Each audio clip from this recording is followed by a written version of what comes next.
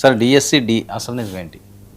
DSC ఇది ఇప్పుడు YCP వాళ్ళు ఈరోజు ఆందోళనలు చేస్తున్నారు. లోకేష్ దీని అంతటి కూడా కారణము, అసలు ఆయన రాజీనామా చేయాలి, క్షమాపణ చెప్పాలి, ఈ పద్ధతిలో మాట్లాడుతున్నారు. మొన్న సజ్జల కూడా మాట్లాడారు, అంతకుముందు జగన్మోహన్ రెడ్డి కూడా ఒక పెద్ద ట్వీట్ పెట్టారు, మీరు ఇదంతా చేస్తారా, మీరే క్షమాపణలు చెప్పండి అని లోకేష్ అడిగారు. అది అంతవరకు అది ఉంది. కానీ ఇప్పుడు రద్దు చేయాలి అనేసరికి 15,000 మందో 16,000 మందో ఉద్యోగాలు తీసుకొని నియామక పత్రాల దాకా వచ్చాక ఇప్పుడు డిఎస్సిని రద్దు చేయడం అంటే దాని పర్యవసానాలు ఏంటి? మొత్తం చాలా ఏళ్ళుగా వాయిదా పడుతూ వచ్చింది. ఇప్పుడు కేంద్రంలో నీట్ పరీక్ష, సిబిఎస్ఈ చాలా విషయాలు గల్లంత అవుతున్నాయి వాస్తవానికి, పెద్దవి కోర్టుల దాకా. డిఎస్సి సమస్యలో ఒక్క అంశం అంటే ఒక పొరపాటు పట్టుకు జరిగిందని ఎక్కువ మంది భావిస్తున్నారు. Main exam, main merit list, main quota, main పరీక్ష అదంతా ఒక ఎత్తు బాగానే ఉంది, దాంట్లో పెద్ద సమస్యలు రాలేదు. కానీ ఆ లిస్ట్ అయిన తర్వాత స్పోర్ట్స్ కోటాలో ఉద్యోగాలు అనేది వచ్చినప్పుడు ఈ స్పోర్ట్స్ కోటా యొక్క క్రైటీరియా, జిల్లాల స్థాయిలో ఒక సర్టిఫికేట్ సంపాదించిన వాళ్ళు కూడా దాని కింద మెరిట్ జాబితాలో పైకి రాగలిగారు అన్నది ఉన్న ఫిర్యాదు, ఆరోపణ. దీనికి అది చూస్తున్నటువంటి దానికి ఎవరో ఒక ఆయన చైర్మన్ ఎవరో ఉన్నారు, నాయక్,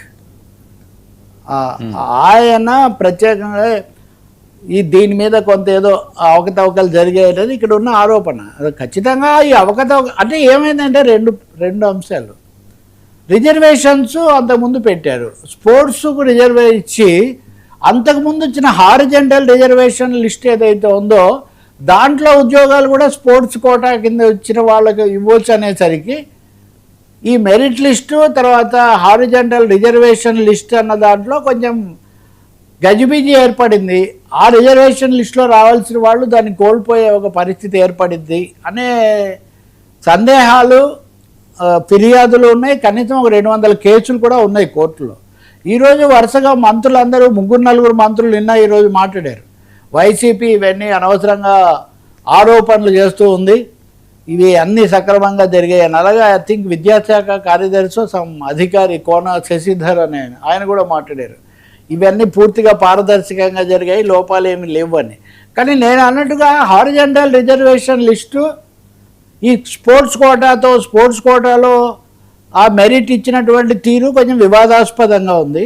దీనివల్ల అది ఎఫెక్ట్ అయింది, కొంతమంది నష్టపోయారు రావాల్సిన వాళ్ళు అనే అభిప్రాయం మాత్రం ఉంది. మొత్తం తిరగదోడాలి అని కాకపోయినా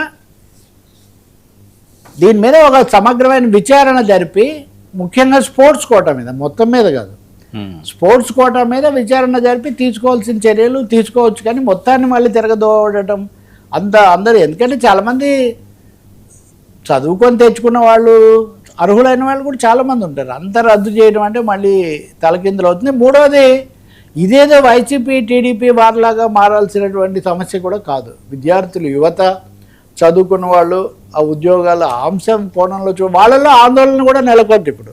దీనివల్ల మళ్ళీ ఏదన్నా అయితే ఎట్లా అని. అందువల్ల నన్ను కూడా చాలామంది అడిగారు, మామూలు సోషల్ మీడియాలో కింద కామెంట్స్లో కూడా డిఎస్సి మీద ఏదో మీరు మాట్లాడండి విశ్లేషణ. డిఎస్సిలో ఏ అంశం మీద కొన్ని సందేహాలు ఉన్నాయో లేకపోతే ఫిర్యాదులు ఉన్నాయో వాటిని పరిశీలించి చక్కదిద్దొచ్చు, ఎక్కడైనా జరిగిన వాటిని.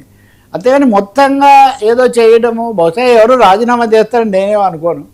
లోకేష్ రాజీనామా అంత సీన్ ఏమి ఉండకపోవచ్చు, సన్నివేశం ఉండకపోవచ్చు. కానీ వైఎస్ఆర్సీపీ మాత్రం దీని మీద సిబిఐ విచారణ జరపాలని కూడా వాళ్ళు కోరుతున్నారు. అంటే ఇందాక మనం కేంద్రం గురించి మాట్లాడాం కదా, కేంద్రం జోక్యము ఇట్లాంటివి వచ్చినప్పుడు ఇప్పుడు సిబిఐ వచ్చి దీని మీద విచారణ జరపాలి. సిబిఐ మళ్ళీ రాష్ట్రంలోకి రావాలని మొన్న తెలంగాణ ప్రభుత్వం కూడా ఏదో విషయంలో సిబిఐ విచారణ జరపాలని కోరుతున్నారు. నిజంగా రాష్ట్ర ప్రభుత్వాలు ఇన్ని చూసి కూడా ఎవరికి వాళ్ళు సిబిఐ రావాలని ఎందుకు అడుగుతున్నారో. కేరళలో సతీశన్ ప్రభుత్వం వచ్చిన తర్వాత పినరాయి విజయన్ ఇంటి మీద దాడులు చేయించారు.